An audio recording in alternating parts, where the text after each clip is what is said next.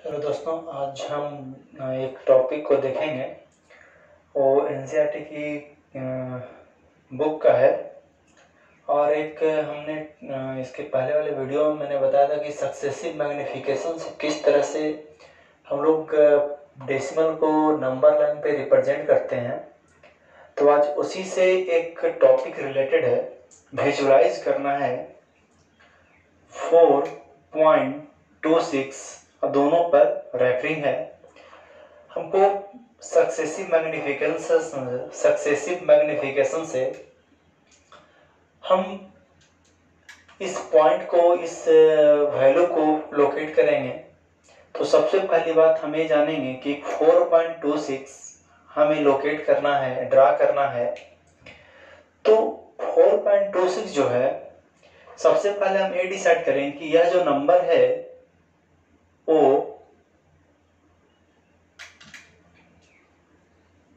4 से बड़ा है और 5 से छोटा है। तो 4 से बड़ा है 4.26 और 5 से छोटा है 4.26। तो सबसे पहली बात हम डिसाइड किए कि 4.26 जो नंबर जाने वाला है वो 4 और 5 के बीच में ही होगा या कहीं पर होगा। सबसे पहला हम डिसाइड करेंगे। तो आइए हम एक नंबर लाइन ड्रा करते हैं।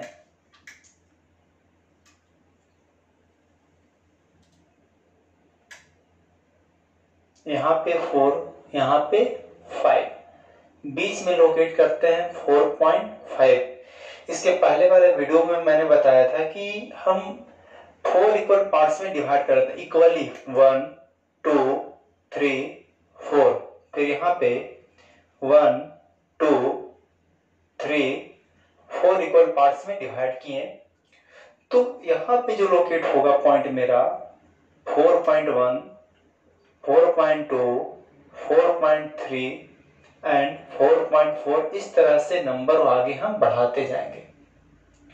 हमें देखना है कि 4.2, तो 4.2 यहाँ पे है, 4.3 है। तो जो नंबर जो आगे आने वाला है वो 4.2 और 4.3 के बीच में ही आने वाला है। तो यहां से हम मैग्नीफाई करेंगे, यहां से इस वैल्यू को हम मैग्नीफाई करेंगे और फिर से दोनों के बीच में एक लाइन ड्रा करेंगे इस तरह से। और यहाँ पे लिखेंगे क्या, 4.2 एंड यहाँ पे 4.3। जो बीच में जो मेरा पॉइंट जाने वाला है वो 4.25। यहाँ पे फिर से 4 इक्वल पार्ट में 1 2 3 4, 1 2 3 4 इक्वल पार्ट्स में हम डिवाइड करते हैं। अब क्या मेरा 4.26, तो 4.25 यहाँ पर जाने वाला है नंबर मेरा 4.26, यहाँ पे 4.27, यहाँ इस पॉइंट पे 4.28। और क्वेश्चन में है कि 4 डेसिमल प्लेसेस तक इसको दिखाना है। 4 डेसिमल प्लेस तक, 4 डेसिमल स्थान तक इसको लेकर के जाना है। तो हम इस पार्ट को लिख सकते हैं 4.26। हाँ, तो 4 ही तक हमें दिखाना ही था इसमें। तो यहां पर मैंने लोकेट किया 4.26, है ना। फिर उसके बाद क्या कि 4.26 मेरा यहाँ पे है ना। और उसके बाद 2 आने वाला है, तो 4.262 ये दोनों नंबर के बीच में हम मैग्नीफाई करेंगे इस तरह से, इस तरह से। तो यहाँ पे क्या होगा 4.26 और इस यहाँ पे 4.27 और जो बीच में नंबर जाने वाला है मेरा 4.265, है ना। अब उसके बाद देखेंगे क्या कि 4.262 आ रहा है। तो फिर से 4 इक्वल पार्ट में 1 2 3 4 इक्वल पार्ट में डिवाइड करेंगे। 1 2 3 4 इक्वल पार्ट में मैंने डिवाइड कर दिया। और यहाँ पर जो वैल्यू मेरा जाएगा 4.26, यहाँ पे क्या होगा 1, यहाँ पे क्या 4.262 और ए वाले पॉइंट पे 4.263। तो आगे आने वाला नंबर मेरा क्या है? आगे आने वाला नंबर मेरा 2 है। तो आगे आने वाला जो नंबर है मेरा, ये दोनों नंबर के बीच में फिर से मैग्नीफाई होगा, यहां से इस तरह से वैल्यू जाएगा। और जब तक कि मेरा वैल्यू ना आ जाए, हम इसी तरह से प्रोसेस को आगे मैग्निफिकेशन, सक्सेसिव मैग्निफिकेशन से हम लोग बनाएंगे। तो यहाँ पे वैल्यू मेरा क्या है? 4.262 और यहाँ पे 4.263। बीच में जो नंबर जाएगा मेरा 4.2625। बोर्ड मेरा छोटा है ना, लॉकडाउन की वजह से हम छोटा ही बोर्ड ला पाए, है ना। चलिए कोई बात नहीं। तो बीच में जो नंबर जाने वाला है क्या? फिर से 4 इक्वल पार्ट 1 2 3 4। अब हमें लोकेट करना है 4.2626। तो यहाँ पे 4.2625 हो गया, इस पॉइंट पे लोकेट होगा मेरा 4.2626। This number shows 4.2626। इस तरह से हम लोग सक्सेसिव मैग्निफिकेशन से हम लोग देखेंगे। और एक क्वेश्चन था ना, एनसीईआरटी एक्सरसाइज 1.4 था, है ना। अब हम लोग देखेंगे कि बहुत सारे नंबर को किस तरह से हम फाइंड आउट करेंगे, है ना। कि दो रेशनल नंबर को ऐड करेंगे तो वैल्यू मेरा क्या मिलेगा, और दो इरेशनल नंबर को ऐड करने पे, मल्टीप्लाई करने पे, डिवाइड करने पे वैल्यू क्या मेरा मिलेगा, वो हम देख रहे हैं, है ना। चलिए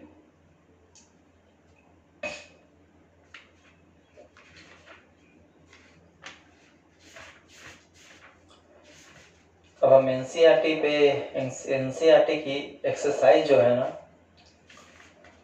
हम आते हैं एक्सरसाइज 1.5, है ना। 1.5 में आते हैं। चलिए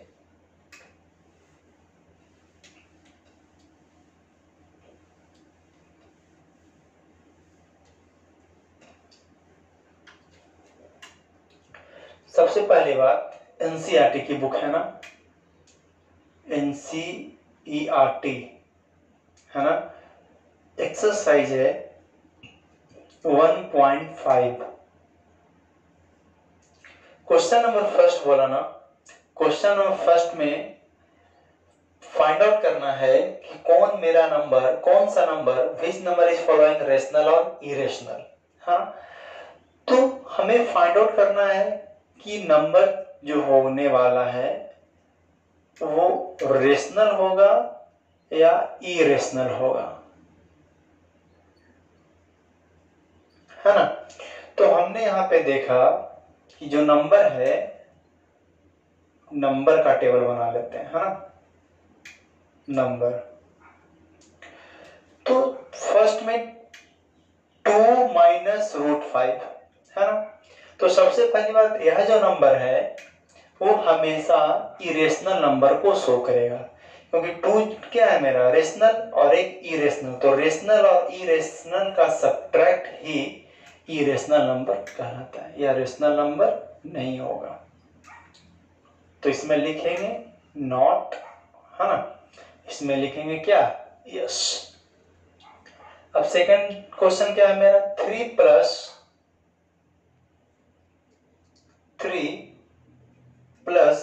√3 माइनस √23।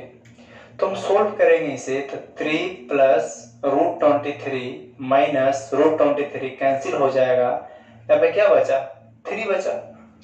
तो यह जो नंबर जो है ना, हम सोल्व करना पड़ेगा, कुछ नंबर को सोल्व करने पड़ेंगे, तब पता चलेगा कि ये मेरा नंबर जो है ना रेशनल हो गया और इरेशनल ये नंबर नहीं होगा, है ना। इस तरह के नंबर को हम लोग देखेंगे कि कौन सा नंबर जो है मेरा रेशनल है और कौन सा नंबर मेरा इरेशनल है। अब हम लोग बात करते हैं थर्ड क्वेश्चन पे। चलिए थर्ड क्वेश्चन क्या है मेरा, 2√7 बाई 7√7 है ना। तो एक टॉपिक है रेशनलाइजेशन, मतलब कि डिनोमिनेटर वाले को हम लोग रेशनलाइज करते हैं। तो डिनोमिनेटर में यहाँ पर क्या है, √7, तो √7 में नोमिनेटर से भी मल्टीप्लाई और √7 से डिनोमिनेटर में भी मल्टीप्लाई। तो सोल्व करने के बाद √7 इंटू √7 7 बाई 7 इंटू 7, 7 से 7 कैंसिल हुआ, यहाँ पे 2/7। तो हमें सोल्व ऐसे ही पता नहीं लगना है ना, वो सोल्व करने के बाद पता चलेगा कि कौन सा नंबर मेरा रेशनल होगा और कौन सा नंबर मेरा इरेशनल होगा। तो 2√7 बाई 7√7 यह जो नंबर है मेरा ये रेशनल होगा, यस। लेकिन यही नंबर मेरा इरेशनल नहीं होगा, है ना।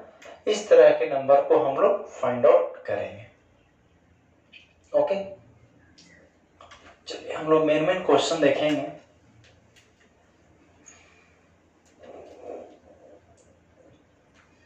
अब क्या है, क्वेश्चन नंबर 3, बहुत अच्छा क्वेश्चन है, वीवीआई क्वेश्चन है। क्वेश्चन है क्या, recall pi is defined as the ratio of circumference C of the circle of diameter D, then pi is equal to C by D। तो हमें प्रूफ करना है कि पाई जो है इरेशनल नंबर है। तो सबसे पहली बात मान लेते हैं सर्कल है, तो इस सर्कल है, तो सर्कल का आउटर पार्ट, यही मेरा आउटर पार्ट है, आउटर पार्ट है। तो और सर्कल का आउटर पार्ट ही हम लोग कहते हैं सर्कमफेरेंस।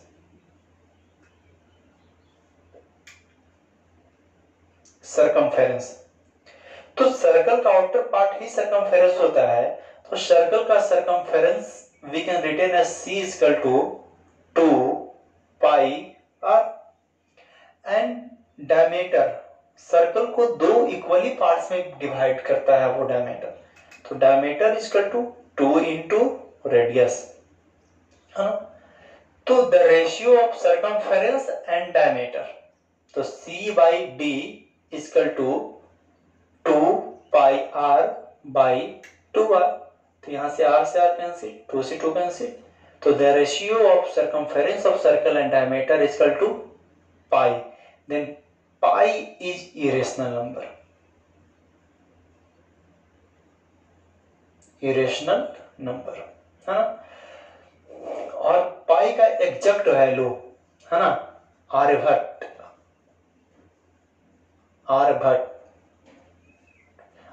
ने दिया था 3.1416, इस तरह से वैल्यू। और यहाँ पे पाई का जो वैल्यू है 1.27 मिलियंस ऑफ वैल्यू आता है, मिलियंस ऑफ वैल्यू आता है, जिसमें से हमारे आर्यभट्ट ने, है ना, 3.1416 वैल्यू एग्जैक्ट बताया था। चलिए अब हम लोग एक टॉपिक की तरफ बढ़ते हैं। उस टॉपिक का नाम है रेशनलाइजेशन।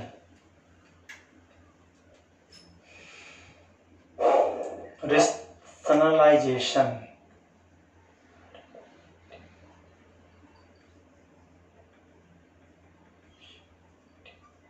रेशनलाइजेशन, है ना। तो चलिए रेशनलाइजेशन में सबसे पहला काम क्या होगा कि चलिए क्वेश्चन पे हम लोग आते हैं। 1/√7 माइनस √6 हम लोग रेशनलाइज करेंगे, और रेशनलाइज में हमेशा डिनोमिनेटर को करते हैं। तो डिनोमिनेटर में जितना वैल्यू है √7 माइनस √6, तो सबसे पहली बात रेशनलाइज में क्या होगा कि डिनोमिनेटर में जो वैल्यू है वही वैल्यू को हम लोग नोमिनेटर में लिख देते हैं, लेकिन साइन हमेशा चेंज होगा, माइनस है तो प्लस होगा। तो √7 प्लस √6 से मल्टीप्लाई करेंगे, ऊपर में भी नोमिनेटर में भी, और √7 प्लस √6 से नीचे में भी मल्टीप्लाई करेंगे। Then we can say that √7 plus √6 by a minus b into a plus b। तो एक फॉर्मूला बताया गया है क्या, a minus b into a plus b equal to a square minus b square. तो हम लोग √7 का स्क्वायर माइनस √6 का स्क्वायर, यहाँ पे क्या होगा √7 प्लस √6 बाई स्क्वायर से रूट कैंसिल, 7 माइनस स्क्वायर से रूट कैंसिल तो 6, यहाँ पे क्या आ गया 7 प्लस √6। तो हमेशा रेशनलाइज हम लोग डिनोमिनेटर को ही किया जाता है 99%, है ना। चलिए अब एक और क्वेश्चन की तरफ बढ़ते हैं।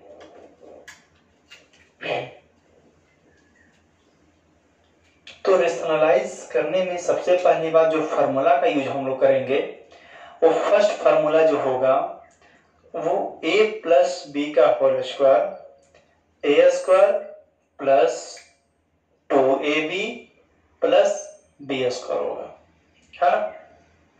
तो we can written as a plus B to the whole square means we can written as a plus B into a plus B. Okay, second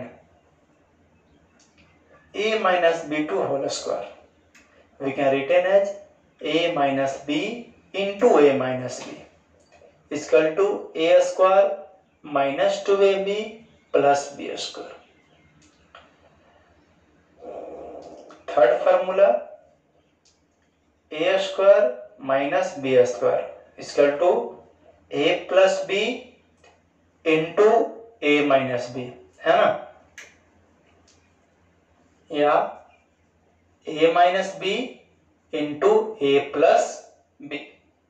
fourth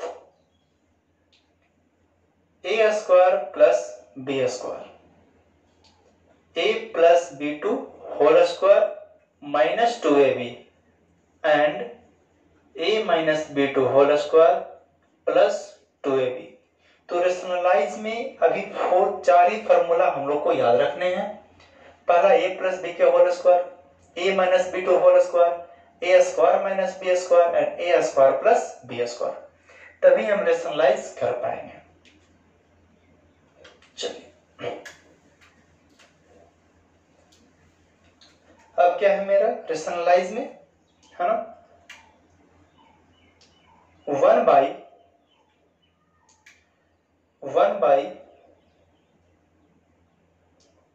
√2 plus √5, है ना। तो सबसे पहले बात रेशनलाइज का मेन कंडीशन क्या है कि बड़े वाले सर्ड्स को पहले लिखते हैं, सर्ड्स को पहले लिखा जाता है, सर्ड SUDS सर्ड्स को पहले लिखते हैं, जो सर्ड बड़े हैं, है ना, पहला काम। तो यहाँ पे √2 √5, तो √2 में √2 का वैल्यू होता है ना 1.414, 5 की वैल्यू होता है 2.236। तो सबसे पहले यहाँ पे डिसाइड करेंगे कि 5 वाला वैल्यू बड़ा है और 2 वाला वैल्यू क्या है, छोटा है। तो रेशनलाइज में सबसे ज्यादा ध्यान रखना होगा कि बड़े वाले सर्ड्स को पहले लिखा जाता है ना। ये हम एनसीईआरटी के करवा रहे हैं सवाल। चलिए तो सबसे पहली बात we can written as 1 by √5 minus √2। अब रेशनलाइज करेंगे 1 by √5 minus √2, then we can multiply numerator on √5 plus √2, then multiply by denominator √5 plus √2। तो क्या होगा मेरा √5 plus √2 by a minus b into a plus b, a square minus b square।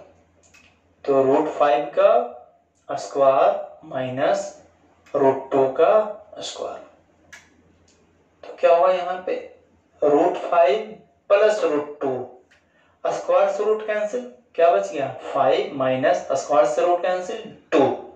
तो we can written as √5 plus √2 by 3, है ना। इस तरह से हम रेशनलाइज को देखेंगे, है ना। सब जितने भी है वो सारा रेशनलाइज है। रेशनलाइज में एनसीईआरटी में इतना ही दिया हुआ है, लेकिन बड़े बड़े वैल्यू को हम रेशनलाइज किस तरह से करेंगे वो RS अग्रवाल की किताब में दिया, वो भी हम लोग प्रॉब्लम को सॉर्ट आउट करेंगे, है ना। चलिए आज का वीडियो इतना ही, है ना।